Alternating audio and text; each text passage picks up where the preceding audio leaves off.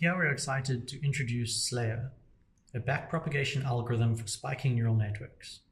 SLAYER stands for Spike, Layer, Error, Reassignment. Using SLAYER, we can learn synaptic weights and axonal delays of a spiking neural network. SLAYER tackles two main obstacles to error backpropagation in spiking neural networks. First is the temporal nature of spiking neurons. A spiking neuron distributes the effect of incoming spikes to future time instances. This behavior needs to be compensated for during error backpropagation. The idea is to distribute error credit of the sample back in time. Second is non-differentiability of the spike activation function. We treat the spiking neuron as probabilistic and observe the conditions under which the spike state changes.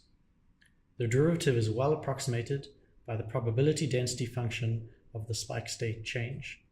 It is, in fact, the escape rate function of a spiking neuron.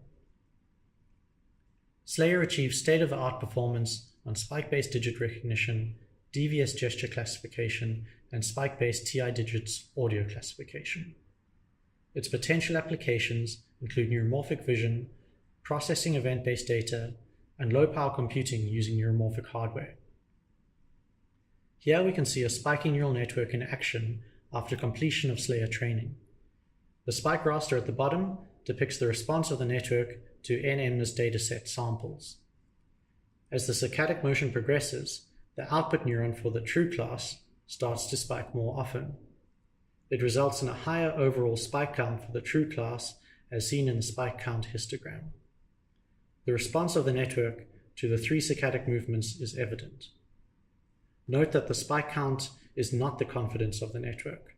The false neuron spike counts are intentionally trained to be non-zero.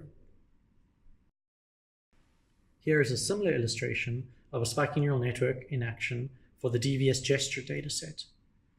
Unlike the case of NMNIS digits, there is no clear grouping of the output spike pattern. All the output neurons spike in the beginning. However, the true output neuron learns to spike more frequently later. The spike counts are not as well separated as in the case of the NMNIS digit classification. Often there is a confusion between similar actions, such as hand wave and circular motion. Nevertheless, the network does learn to spike more frequently for a given gesture. We hope this introduction has piqued your interest in spiking neural networks. Links to the code and paper can be found in the video description along with our contact details. Thank you.